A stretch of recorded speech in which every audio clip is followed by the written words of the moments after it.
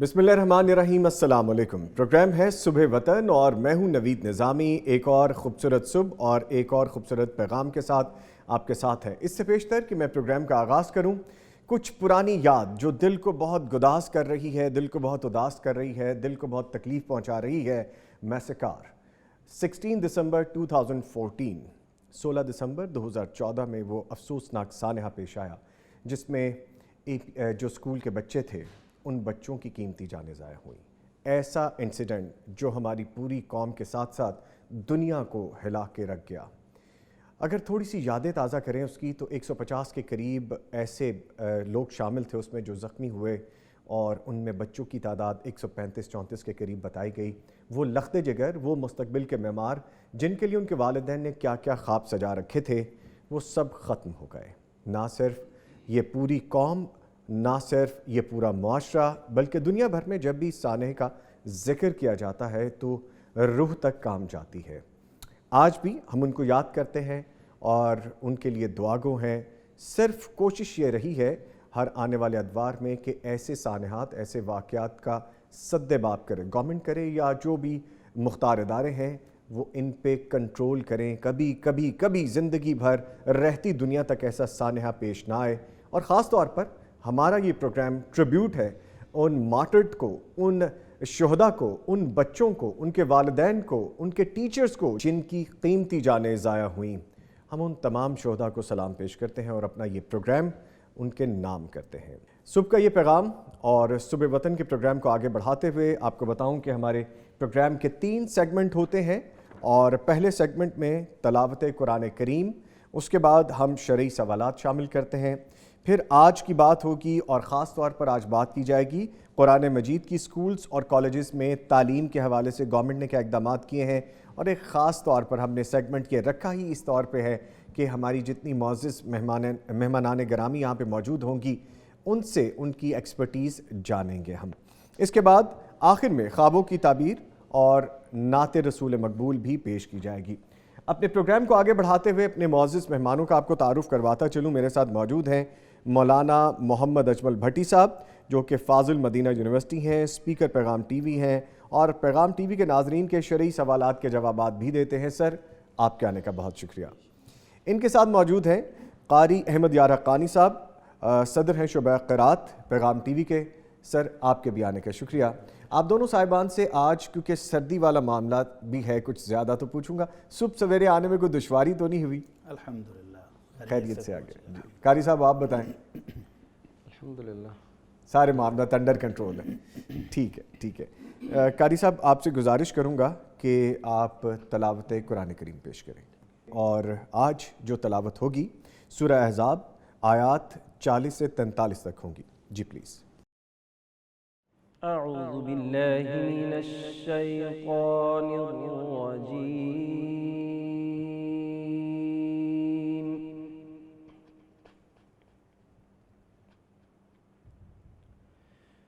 बिस्मिल्लाहिर रहमानिर रहीम।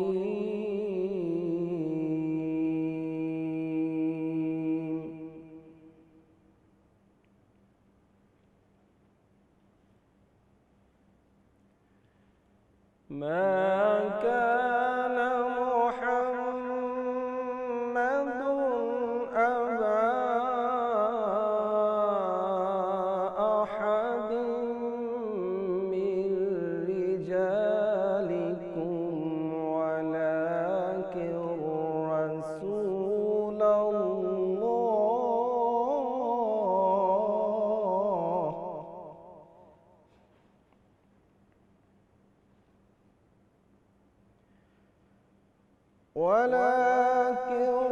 रसूल अल्लाहि व खातमन नबिय्यीन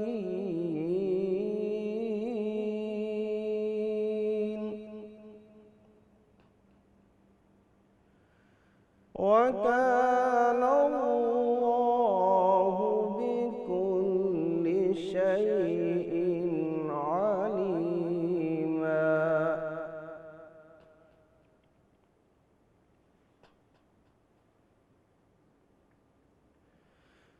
ما كان محمد أبا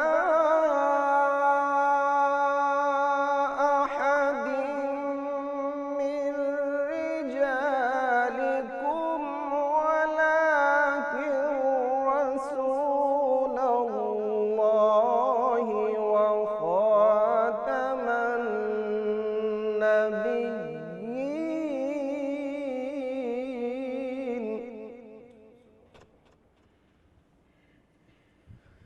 وكان الله بكل شيء عليما.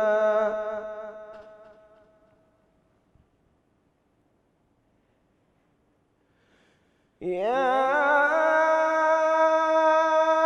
أيها الذين آمنوا اذكروا الله ذكرا كثيرا وسبحوه بكرة وأصيلا.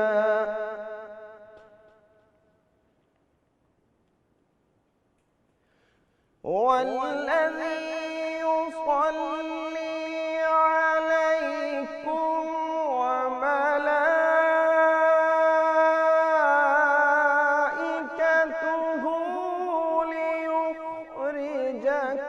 ليخرجكم من الظلمات إلى النور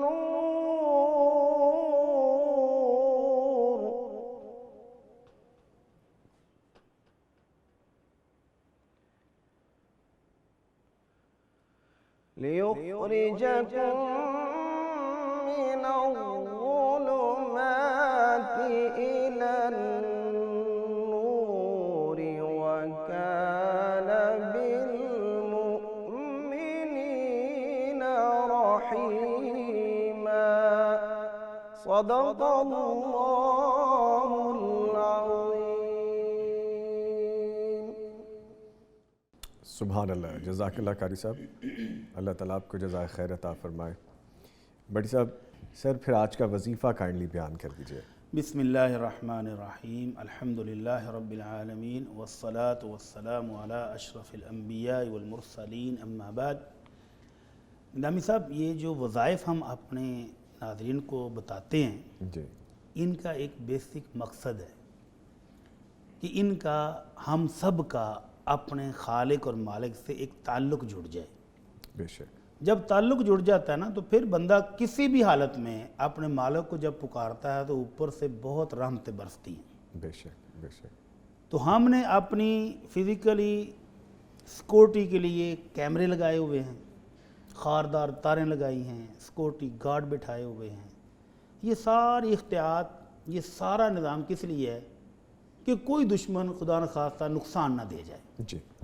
और एक दुश्मन वो है जो नज़र नहीं आता, जिसको हम पकड़ नहीं सकते, जिसका मुकाबला मुश्किल है। और अल्लाह रब्बुल इज़्ज़त फरमाते हैं इन्न शैतान लकुम अदुव्वुम मुबीन, और वो है भी बड़ा खुला दुश्मन, मुसलसल नुकसान पहुंचाता है। मुसलसल।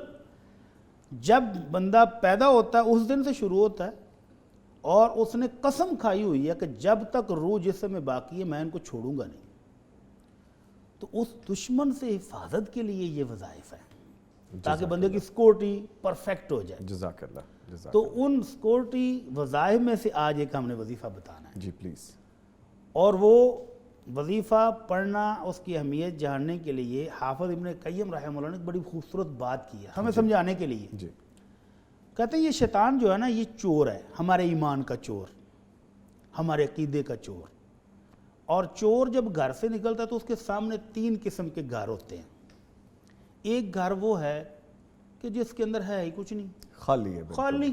खाली। चोर कभी उस तरफ नहीं जाता कि मुझे इधर से क्या मिलना है। एक घर वो है जिसकी सिक्योरिटी बहुत टाइट है, चारों तरफ खारदार तारें भी हैं, कैमरे भी हैं, गार्ड्स भी हैं, करंट भी लगा हुआ है। करंट भी लगा हुआ, जी। उधर क्या लेने जाएगा, उधर भी नहीं जाता, डरता है। और एक घर वो है जिसमें कुछ माल भी मौजूद है चोर को कशिश होती है कि कुछ ना कुछ मुझे मिल जाएगा। सिक्योरिटी भी थोड़ी लूज है, पूरी नहीं है सही लेकिन पूरी नहीं। वो कहते हैं इधर से मेरा चक्कर चल सकता है, तो वो कोशिश उसी घर में करेगा जहां माल भी मौजूद हो और सिक्योरिटी थोड़ी सी नाकिस हो। इसी तरह शैतान करता है जी।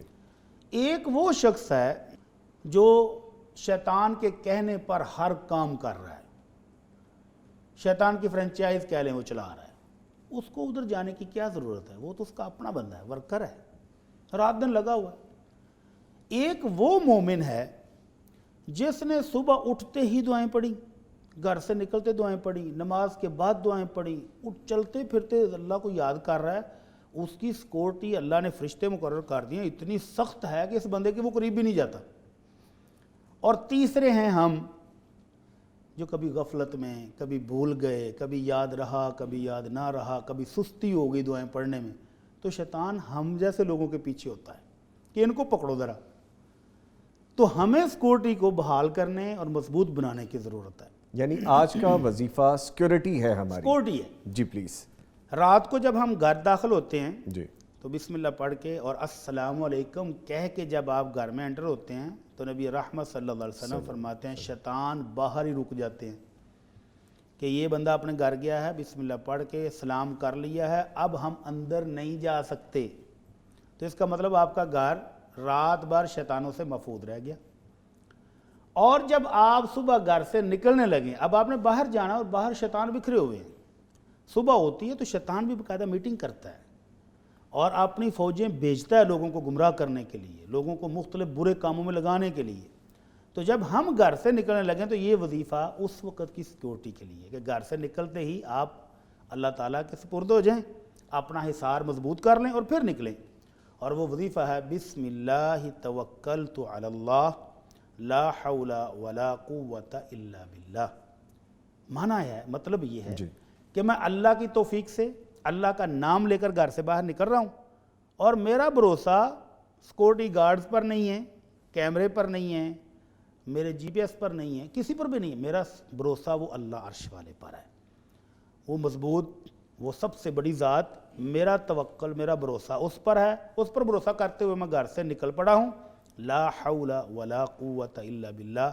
अब रास्ते में घर वापस आने तक नेकी करने की तौफीक भी वही देगा, और अगर किसी गुनाह से, किसी बुराई से बचना है तो वो भी तौफीक मुझे अल्लाह ही से मिलेगी। बेशक, बेशक। तो इस हदीस के अल्फाज हैं, वो शैतान जो ताक में बैठा हुआ था कि ये घर से बाहर निकले, घर के अंदर तो सिक्योरिटी मजबूत थी, रात को आते हुए इसने गेट बंद कर ली, सिक्योरिटी लॉक लगा लिया था, अब जरा बाहर आने दो। अब वो इसके पीछे है कि ये बाहर निकले तो मैं इसको पकड़ूं, इसको गुमराह करूं, वसवसे डालूं, शैतानी कोई ना कोई सोच डालूं। तो उसको दूसरा शैतान कहता है अगर इसको तू क्या कर सकता है, इसने जो दुआ पढ़ ली है बिस्मिल्लाहि तवक्कलतु अलल्लाह ला हौला वला कुव्वता इल्ला बिल्लाह, इस दुआ की बदौलत इसकी सिक्योरिटी के लिए अल्लाह ताला ने ऐसा इंतज़ाम किया जो इसके लिए काफ़ी है। सुभान अल्लाह। तो इससे बचाने के लिए जो इसने दुआ पढ़ ली है वो काफ़ी भी है, और तू इसको कोई नुकसान पहुँचा भी नहीं सकता। तो वो मायूस होकर फिर साइड पे हो जाता है कि इस बंदे पर मेरा वार अब चलने वाला नहीं है। तो इसलिए हम सबको ये दुआ, ये वजीफ़ा घर से निकलते ही फ़ौरन पढ़ लेना चाहिए। बिस्मिल्लाहि तवक्कलतु अलल्लाह ला हौला वला कुव्वता इल्ला बिल्लाह। अपनी सिक्योरिटी मजबूत बनाएं, अपने गिर्द फरिश्तों का हिसार बनाएं, शैतान से महफूज रह के अपना सफ़र भी करें, अपने कामकाज भी करें, और शाम तक अल्लाह की सिक्योरिटी में रहें, और शाम को जब घर जाएंगे तो दोबारा अपनी सिक्योरिटी रिफ्रेश सुभान करें। अल्लाह, सुभान अल्लाह। इसको मामूल बना लें। जी, मामूल बनाना चाहिए। जी ठीक है, ठीक है भट्टी साहब, आपने वजीफ़ा बयान कर दिया और गुफ्तगू का सिलसिला आगे बढ़ाएंगे और सवालात भी शामिल करेंगे। अभी आपको पता है हमारा एक सिलसिला है गुमनाम हीरोज़ के हवाले से, तो उस पर बात करते हैं। आज के गुमनाम हीरोज़ में सहा सित्ता में शामिल मारूफ किताब सुनन इब्न माजा के मौलिफ इमाम इब्न माजा की शख्सियत है। हदीस की तरवीज और इशाअत के लिए इनकी गरां कदर खिदमात शामिल है। इस पर एक पैकेज देख लेते हैं। हदीस की मशहूर किताब के ईरानी मुसन्निफ इमाम इब्न माजा रहिमहुल्लाह। इमाम इब्न माजा रहिमहुल्लाह का नाम अबू अब्दुल्लाह मोहम्मद बिन यजीद बिन अब्दुल्लाह क़ज़वीनी है। कहा जाता है कि इमाम इब्न माजा की वालिदा का नाम माजा है, और राजे कौल के मुताबिक इमाम साहिब के वालिद का लक़ब माजा था, इसलिए आप इब्न माजा के नाम से मारूफ हैं। इमाम इब्न माजा मौजूदा ईरान के शहर कज़वीन में 209 हिजरी बमुताबिक 824 ईस्वी को पैदा हुए। इमाम इब्न माजा की वजह शोहरत उनकी मारूफ किताब सुनन इब्न माजा है। इस किताब की खूबी है कि इसमें अहादीस की एक काबिल ज़िक्र तादाद ऐसी है जो सियाह सित्ता में शामिल बाकी कुतुब में नहीं है। आपका शुमार फ़न हदीस के जलीलुल क़द्र और नामवर आइम्मा में होता है। इमाम इब्न माजा इब्तदाई तालीम के बाद इल्म हदीस की तरफ मुतवज्जे हुए और इसकी इब्तिदा भी अपने शहर से की। अपने शहर कज़वीन और गिरदोनवाह के उलमा से कस्बे फैज़ के बाद तहसील इल्म हदीस के लिए आपने खुरासान, इराक, हिजाज, मिस्र और शाम का सफ़र तय करके नामवर मुहद्दिसीन से इस्तिफ़ादा किया। इमाम इब्न माजा ने अपने इल्मी ज़ौक़ की तस्कीन के लिए मक्का और मदीना के मशाइख से भी ज़ख़ीरा अहादीस हिफ्ज़ किया। इमाम इब्न माजा के असातिज़ा में मोहम्मद बिन अब्दुल्लाह हमदानी और अब्दुल्लाह बिन मोहम्मद अबसी समेत वक्त के नामवर मुहद्दिसीन शामिल हैं, जबकि आपके तलामज़ा में अली बिन इब्राहिम क़त्तान और अबू तय्यब बगदादी समेत कई नामवर मुहद्दिसीन शामिल हैं। आपकी किताब सुनन इब्न माजा इमामुल अंबिया सल्लल्लाहु अलैहि वसल्लम की अहादीस पर मुश्तमिल नहायत उम्दा किताब है। सुनन इब्न माजा का ये एज़ाज़ है कि यह दुनिया भर में मारूफ कुतुब हदीस के मजमुआ सियाह सित्ता में शामिल है।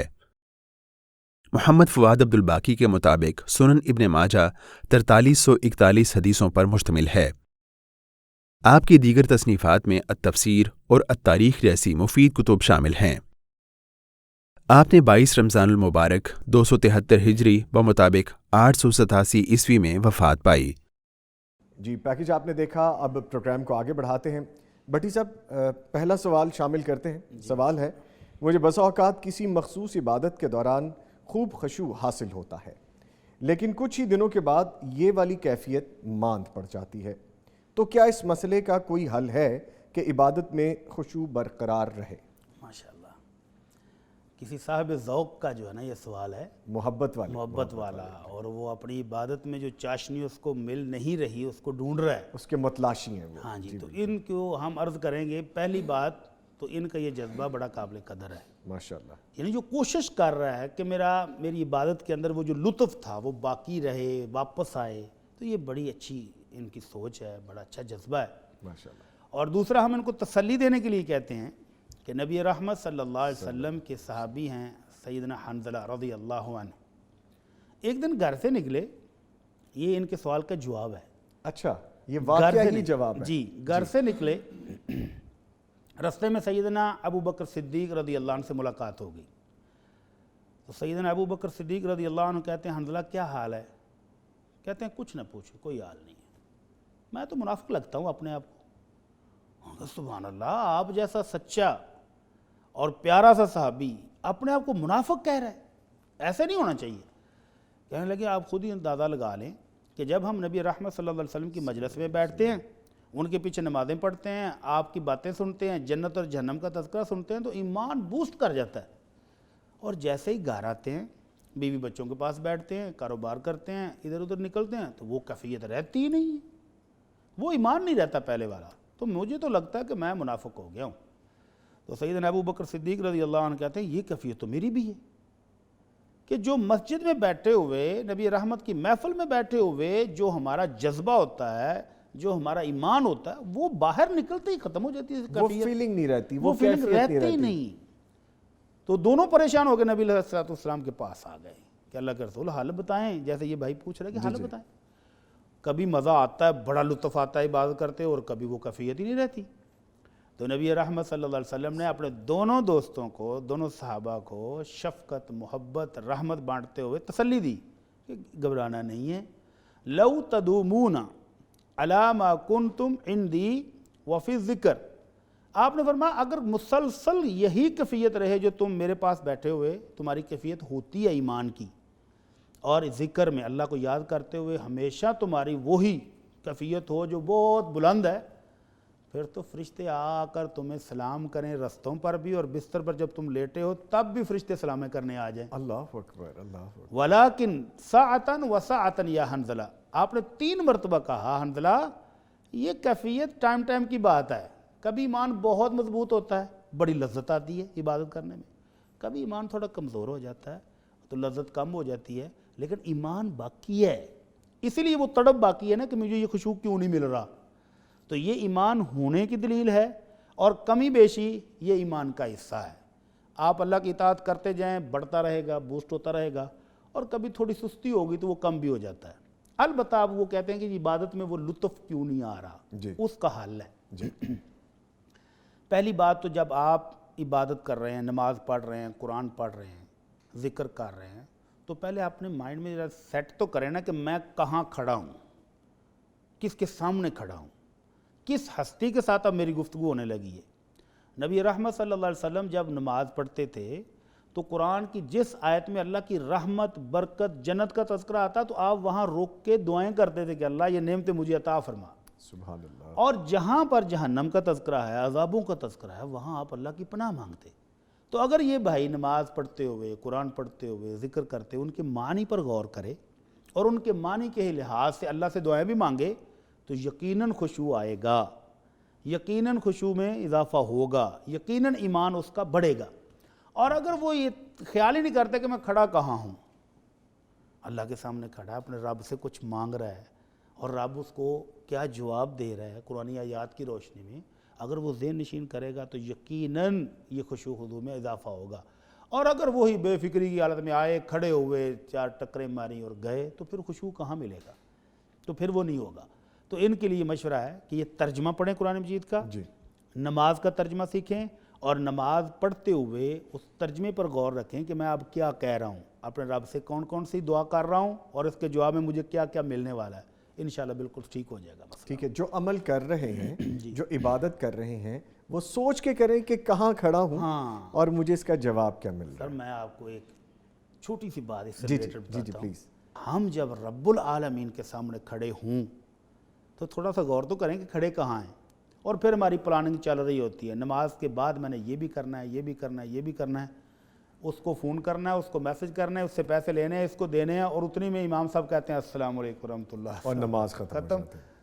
تو اس پلاننگ کو ختم کریں، سائڈ پہ رکھ کے غور کریں کہ میں کھڑا ہوں اللہ عرش والے کے سامنے، اس سے میں نے کچھ لینا ہے، اپنی کچھ دعائیں التجائیں پیش کرنی ہیں، تو پھر انشاءاللہ ان کا یہ شکوہ دور ہو جائے گا. ٹھیک ہے سر. اگلا سوال ہے کہ میری ایک مارکیٹ میں دکان ہے، میرے آس پاس کی جتنی بھی دکانیں ہیں سب نے اپنے سامنے والے فٹ پاتھ اور دکان سے باہر سڑک کا کچھ حصہ بھی اپنی دکان کے اندر شامل کر لیا ہے، تو کیا یہ قبضہ شمار ہوگا یا نہیں ہوگا؟ سبحان اللہ. یہ وہ عمومی رویہ ہے جو ہماری ساری مارکیٹوں میں پایا جا رہا ہے. کل میں بھی لاہور کی 2 بڑی مارکیٹوں میں کچھ چیزوں کے لیے گیا تھا. یقین مانے پیدل چلنے کا بھی رستہ نہیں ہے، دشواری تھی چلنے میں، پیدل چلنا بھی مشکل ہے. تو وجہ یہی ہے کہ ہر بندہ سمجھتا ہے کہ اگر ساتھ والے دکان والے نے یہ 5 فٹ 10 فٹ اپنی دکان میں شامل کر لیا ہے تو مجھے کیوں حق نہیں ہے، میں بھی کروں گا. اب وہ فٹ پاتھ جو ہے وہ راہ گیر مسافروں کا حق تھا جو انہوں نے چھینا ہے، اور اسلام جو ہے وہ تو ہر کسی کو اس کے حقوق دیتا ہے، جانوروں کو بھی، انسانوں کو بھی، ہر چیز کو. تو آپ نے فرمایا آت الطریق حق کا ہو. صحابہ کرام بھی اسی طرح مجلس سجا کے گھر کے باہر چھپر لگا کے بیٹھا کرتے تھے. تو آپ نے فرمایا رستے پر نہیں بیٹھو. تو کہنے لگے اللہ کے رسول اس کے بغیر ہمارے پاس اور مجلس لگانے کی جگہ ہی نہیں ہے، مجبوری ہے. تو آپ نے فرمایا اس رستے پر بیٹھنا ہے تو پھر اس رستے کا حق بھی ادا کرو. پوچھا حق کیا ہے؟ اچھا. فرمایا جو آنے جانے والے ہیں ان کو گورنا نہیں ہے، ان کی طرف دیکھنا نہیں ہے. کوئی خاتون، کوئی مسلمان عورت، کوئی مرد گزر رہا ہے تو اس کو گورے نہیں کہ وہ پریشان ہو کہ میں کہاں سے گزر رہا ہوں. نظریں جھکا کے رکھیں، اگر وہ سلام کرتا ہے تو سلام کا جواب دیں، پھر آپ بیٹھ سکتے ہیں. نیکی کا حکم دینا ہے، برائی سے روکنا ہے. لیکن جس طرح یہ بھائی نے سوال میں کہا جی وہ سب نے شامل کر لیا، فٹ پاتھ بھی گیا اور آگے سے سڑک کا کچھ حصہ بھی ڈال لیا ہے، انکروچمنٹ کر لیا تو یہ ظلم ہے، یہ غلط، یہ ظلم ہے. اور اس کے بارے میں اللہ کے نبی صلی اللہ علیہ وسلم فرماتے ہیں من ظلم قید شبر، یہ تو فٹوں کی بات کر رہا ہے، آپ نے یہ بالشت کہا، یہ 1 فٹ نہیں ہوتا، فٹ سے بھی کم ہے. یہ اتنی سی زمین کی جس نے ظلم کر کے اپنے قبضے میں کر لی کسی دوسرے کی، تو قیامت والے دن 7 زمینیں کاٹ کے اس کے گلے میں ڈال دی جائیں گی. اللہ اکبر، اللہ اکبر. تو یہ کوئی جواز نہیں ہے کہ سب نے ڈال لی تو میں بھی ڈال لوں، سب غلط کر رہے ہیں تو میں بھی کر لوں. یہ اس کے جواز کی کوئی دلیل نہیں ہے. ٹھیک ہے، یعنی یہ قبضہ ہے، قبضہ ہے اور غلط ہے، غلط ہے، یہ نہیں کرنا نہیں کرنا چاہیے. ٹھیک ہے. آگے پھر پوچھا گیا سر یہ کویسچن ویسے مجھے کافی عجیب لگا ہے, آپ سنیں گے تو آپ یقیناً سوچیں گے کیا. میری بیوی میری خدمت کرتی ہے, خدمت گزار ہے, لیکن میں اسے اس لیے پسند نہیں کرتا کہ وہ چھوٹے قد کی ہے, اس لیے میں اسے طلاق دینے کا سوچتا ہوں. کیا میرا یہ طرز عمل درست ہے سر؟ ٹوٹلی غلط ہے, 100% غلط ہے. کیوں غلط ہے؟ پہلی بات تو اس بھائی کو یہ چاہیے کہ اللہ کے رسول صلی اللہ علیہ وسلم کا اسوہ حسنہ آپ کی تعلیمات کو پڑھے.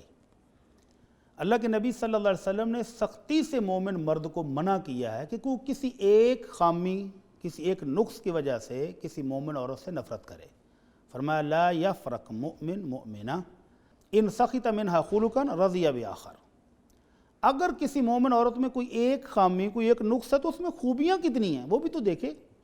تو کسی مومن عورت سے اس لیے نفرت کرنا کہ اس کے اندر کوئی ایک عیب ہے, کوئی ایک نقص ہے, اور یہ تو نقص بھی کوئی نہیں ہے, یہ تو نقص بھی نہیں ہے. خدمت کرنے کا اعتراف اس نے خود کیا ہے. جی جی, اس اور سوال یہ میں بڑے سب سے سوال ہیں بھٹی صاحب. خدمت کرنے کا جب وہ اعتراف کر رہا ہے تو یہ اس کی سب سے بڑی خوبی ہے. خوبی ہے. اللہ کے نبی صلی اللہ علیہ وسلم فرماتے ہیں خیر النساء, بہترین خاتون, بہترین عورت وہ ہے جو مرد کے بات کرتے ہی اس کے حکم کی تعمیل کرنے والی ہو, اور جب مرد گھر میں نہ ہو تو مرد کے بچوں کی, اس کے مال کی حفاظت کرے اور اس کی عزت کی حفاظت کرے. تو ان ساری چیزوں کا تو اسے اعتراف کیا ہے. اب دیکھیں سر, پہلا جو خدمت جملہ ہی گزار, یہ ہے, اس کو تو شکر گزار ہونا چاہیے اللہ تعالیٰ کا کہ اللہ نے ایک ایسی بیوی عطا کی جو اس کی خدمت کرتی ہے, اس کا کہنا مانتی ہے, اس کے بچوں کی حفاظت کرتی ہے, گھر کو سنبھال رہی ہے. اور یہ جو نقص ہے کہ اس کا قد چھوٹا ہے, تو منگنی کس لیے کرتے ہیں؟ جی کرتے نا, شادی نہ کرتے آپ پھر. میں وہی کہنے لگا ہوں کہ شادی سے پہلے جب رشتہ دیکھنے جاتے ہیں تو میرا خیال ہے کہ ہاں یہ معاشرے میں یہ بہت برائی موجود ہے کہ لڑکے کی بہنیں اور اس کی والدہ, اس کی خالہ, یعنی جتنی خواتین ہیں, اتنا تو قصائی بکرے کو بھی چیک نہیں کرتا جتنا وہ خاتون کو چیک کرتا ہے. اور بڑی صاحب چاہے خود میں جتنی مرضی خامیاں ہوں وہ پسے پشت پڑ جائیں گی. وہ سب سائیڈ پہ ہیں, لڑکی ان کو جنت کی حور سے کم نہیں چاہیے. بڑی صاحب یہ ڈیبیٹ بھی چل پڑتی ہے یہاں پہ, لیکن تھوڑا سا وقت لے لیتے ہیں اس پہ کہ انہیں جنت کی حور بھی چاہیے, انہیں شہزادی بھی چاہیے, بالکل, انہیں ایسا چاند کا ٹکڑا بھی چاہیے کہ ہاتھ لگاؤ تو میلی ہو, تعلیم بھی بہت اچھی ہو, اور پھر وہ گھر کی آیا بھی بن جائے. بالکل, یہ لاسٹ پوائنٹ ہوتا ہے جو سب سے اہم ہے. تو اب جب انہوں نے خود دیکھ کے, بڑے مشورے کر کے, ایک وقت لیا ہوگا, شادی کی ہے, تو اب ان کو یہ چھوٹا قد نظر آ رہا ہے, تو اس کو بہانہ بنا کے طلاق دینا قطعاً جائز نہیں ہے. اور سر یہ کوئی ایسا عیب نہیں ہے کہ جس کی بنا پر اس کو طلاق دینے کا حق ملے. اور سر یہ بھی جو ان کا آخری جملہ نا, کیا میرا یہ طرز عمل درست ہے, ان کے خود اندر کہیں یہ بات موجود ہے کہ عمل غلط ہے میرا. اندر سے ضمیر ملامت کر رہا ہے کہ ایک ایسی خدمت کرنے والی, فرما بردار, خوش رکھنے والی بیوی کو تم یہ ظلم کرنے لگے ہو. تو وہ بہانہ بنا رہا ہے کہ کسی مولوی صاحب, کسی مفتی صاحب کی زبان سے ہاں نکلے, کوئی عذر لے لوں تو میں اس کا بہانہ بنا کے تو یہ کام کر لوں. اللہ تعالیٰ ان کو ہدایت اور سمجھ دے. آمین آمین. سر اگلا کویسچن یہ پوچھا گیا کہ کسی کو اجرت دے کر, سر یہ بھی سوچنے والا کویسچن ہے, میں اس سے پہلے کہ پڑھوں, کسی کو اجرت دے کر اس سے اپنے مقالات اور تحقیقی آرٹیکل لکھوانا, اور پھر ان آرٹیکلز کی بدولت اعلیٰ تعلیمی اسناد یا اپنے گریڈ میں ترقی حاصل کرنا کیسا ہے؟ یہ وہ تحفہ ہے جو ہمیں مہذب دنیا سے گفٹ ہوا ہے. مہذب دنیا میں یونیورسٹیاں قائم ہیں جو آپ کو پیسے لے کر ڈگریاں ہی دے دیتی ہیں. آپ تو لکھوانے کی بات کر رہے ہیں نا, کہ مقالہ لکھنا ہے, تھیسس لکھنا ہے, وہ تو ڈگریاں بیچ رہے ہیں, آپ پیسے دو ڈگری لے لو. تو یہ گفٹ ادھر سے آیا, اور اب ہمارے معاشرے میں بھی بری طرح پھیلا ہے کہ لوگ کمپنیاں بنا لی ہیں جو آپ کو تھیسس لکھ کے دے رہے ہیں. تو شریعت کیا کہتی ہے؟ اللہ کے نبی صلی اللہ علیہ وسلم فرماتے ہیں من غشنا فلیس منا, جس نے ہمیں دھوکہ دیا وہ ہم مسلمانوں میں سے نہیں ہیں, اس کا طرز عمل مسلمانوں جیسا نہیں ہے. تو یہ دھوکہ ہے, یہ فراڈ ہے کہ جو اہلیت آپ پیش کر کے وہ ڈگری لے رہے ہو وہ اہلیت آپ میں نہیں ہے. یہ جو فراڈ ہے اس سے بچنا چاہیے, اور اپنی حلال کی کمائی بنانے کے لیے بھی ضروری ہے کہ آپ حلال ذرائع سے ہی کوشش کریں. اللہ کے نبی صلی اللہ علیہ وسلم نے وارننگ دیتے ہوئے کہا یا ایھا الناس اتقوا اللہ, لوگو اللہ سے ڈرو, واجملوا فی الطلب, رزق تلاش کرنے میں بھی جائز اور حلال ذرائع استعمال کرو. ایک طرف تو آپ حرام کما رہے ہیں، حرام طریقے سے کما رہے ہیں، دوسرا آپ کسی حقدار کا حق بھی مار رہے ہیں، وہ حقدار کا جو حق مارے وہ بھی ظلم ہے، وہ بھی ظلم ہے۔ اور قیامت والا دن اگر وہ مظلوم آگے کھڑا ہو گیا لائن میں تو وہ اس سے نیکیاں لے گا، ڈالر تو ہوں گے نہیں۔ اللہ اکبر، اللہ اکبر۔ تو جی یہ جواب بھی آپ کو مل گیا کہ ایک کام جس کا آپ کو خود بھی پتہ ہے اور سوال لکھتے ہوئے بھی یقیناً بھٹی صاحب فیل ہو رہا ہوتا ہے کہ میں جو لکھ رہا ہوں نا، یہ جو پوچھ رہا ہوں یہ ہے تو غلط ہے، ان پوچھ لیتا ہوں، شاید کہیں سے ہاں میں جواب شاید کہیں سے ہمیں، تو یہ آپ اس طرح نہ کریں، جو باتیں سیدھی ہیں ان کو خود بھی سمجھ جائیں، ان کا سوال بنتا نہیں ہے، بلکہ آپ اپنے آپ سے سوال کریں کہ آپ نے یہ سوال کیا ہی کیوں ہے، کیوں بھٹی صاحب؟ ایسا بھی ہو سکتا ہے نا کہ آپ کو یہ شاید سوچ انہوں نے اس لیے کیا ہو کہ بہت سارے لوگ اس جرم میں شامل ہو چکے ہیں تو کوئی سن کے سیدھی راہ پہ آ جائے، یا ہو سکتا ہے کوئی آس پاس ہو اس کو جواب دلوانا ہو، جی بالکل یہ بھی ہو سکتا ہے۔ چلیں بہرحال پوچھا یہ گیا سر کہ مجھ سے ایک شخص نے کچھ رقم بطور قرض لی اور قرض کی ادائیگی سے قبل مجھے کوئی چیز بطور ہدیہ دی، میرے لیے اس ہدیہ کو قبول کرنے کا حکم کیا ہے؟ اگر تو قرض لینے والا اور دینے والا ان کے درمیان پہلے بھی یہ سلسلہ تھا، جی مثلا ایک دوست نے دوسرے سے قرضہ لیا ہے اور ان کا آپس میں تحفے دینے اور لینے کا سلسلہ پہلے سے موجود ہے، رشتہ دار ہیں، اگر پہلے سے بھی موجود ہے تو پھر تو بالکل جائز ہے، ٹھیک ہے۔ اور اگر تحفہ دینے والا اس وجہ سے یا اس نیت سے دے رہا ہے کہ میں نے اس سے پیسے لیے ہوئے ہیں اور واپسی کی تاریخ نزدیک آ رہی ہے تو تھوڑا سا ڈیلے کرواؤں گا، تو پھر یہ حرام ہے، پھر یہ سود ہے۔ اللہ کے نبی صلی اللہ علیہ وسلم فرماتے ہیں اذا اقرض احدکم، جب تم میں سے کوئی بندہ کسی کو قرض دے اور پھر فاہدى لہ، اور وہ مقروض جو ہے وہ اس کو ہدیہ دے، کوئی تحفہ بھیجے، آموں کی پیٹی بھیج دی ہے، آم کا سیزن آیا، آموں کی پیٹی بھیجی ہے جی، یا اس کو اپنی سواری ہی پیش کر دیتا ہے کہ لو جناب تسی اسلام آباد جانا تو میری گاڑی پہ جاؤ، سواری پیش کرتا ہے یا کوئی تحفہ دیتا ہے، تو آپ نے فرمایا خبردار نہ سواری پر بیٹھے نہ ہی وہ تحفہ قبول کرے، الا یہ کہ اس قرض کے لین دین سے پہلے ان کا یہ معاملہ چلتا ہو تحفے دینے کا لینے کا تو پھر جائے گا، وگرنہ نہیں۔ سیدنا عمر رضی اللہ تعالی عنہ اپنے بہت ہی پیارے بھائی حضرت ابی بن کعب کو قرض دیا، جی 10,000 درہم، بڑی رقم ہے، کھجوریں پکی تو انہوں نے بڑی شاندار قسم کی کھجوروں کا ٹوکرا بھیجا اور سیدنا عمر نے واپس کر دیا، تو حضرت ابی بن کعب رضی اللہ عنہ آئے، کہنے لگے بھائی آپ کو پتہ ہے کہ پورے مدینے میں میرے باغ کی کھجوروں جیسی کسی کے پاس کھجوریں نہیں ہیں، تو میں نے قرض کی وجہ سے نہیں آپ کو بھیجی، میں نے تو اس لیے بھیجی کہ میرے بھائی خوش ہوگا، اچھی کھجوریں کھلانی ہیں آپ کو، تو اس لیے بھیجی ہیں۔ پھر انہوں نے قبول کر پھر قبول کی، انہیں وضاحت پیش کر وضاحت کر دی کہ یہ قرض کی وجہ سے نہیں ہے، تو بیسک یہاں پر وجہ یہی ہے، اگر قرض کی وجہ سے تحفہ دے رہا ہے، اس نیت سے دے رہا ہے کہ اس سے کچھ نرمی کچھ ڈسکاؤنٹ لے لوں گا، کچھ ڈیلے کروانا ہے، تو پھر یہ حرام ہے، پھر سود ہے۔ اور اگر یہ تحائف کا سلسلہ پہلے سے چل رہا ہے، اب بھی کا چل رہا ہے، یعنی وہ ہر سال آموں کی پیٹیاں بیچتے تھے، یہ کھاتے تھے، پھر ٹھیک ہے، کوئی بات نہیں، ٹھیک ہے، یعنی محبت چل رہی ہے تو وہ قائم رہے، تو اس میں کوئی مذاق نہیں، ادروائز یہ رشوت کے طور پہ یا یہ سود کے طور پہ آ جائے گا۔ ٹھیک سر، آپ کے آنے کا بہت شکریہ۔ ہمارے ساتھ موجود تھے مولانا محمد اجمل بھٹی صاحب اور ان کے ساتھ موجود تھے قاری احمد یار حقانی صاحب۔ سر آپ کے بھی آنے کا شکریہ۔ یہاں پہ میں ایک چھوٹا سا بریک لوں گا، بریک کے بعد دوبارہ حاضر ہوں گے۔ آپ بھی اپنے معاملات زندگی سر انجام دیتے رہیے، جو سوالات آپ لکھ بھیجتے ہیں کوشش کیا کریں کہ واٹس ایپ پہ جب آپ ہمیں میسج بھیجیں تو تھوڑا پریسائز چھوٹا بھیج دیا کریں، نمبر ڈسپلے پہ آ رہا ہے آپ کے سامنے، اپنے سوالات پوچھیے، ہم کوشش کریں گے کہ سب کے جوابات پیش کریں۔ ملتے ہیں ایک چھوٹے سے بریک کے بعد۔